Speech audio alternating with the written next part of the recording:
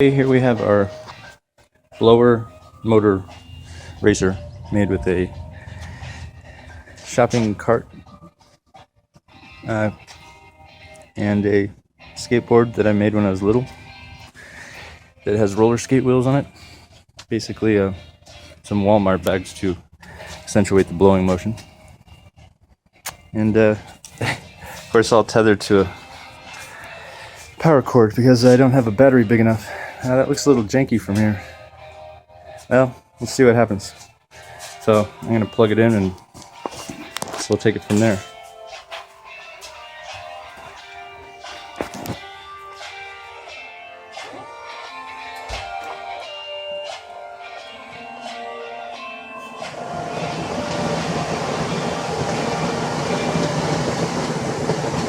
Going up a little hill here, so not too bad. Going faster and faster. Not too bad at all. Whoops. Wow. Impressive.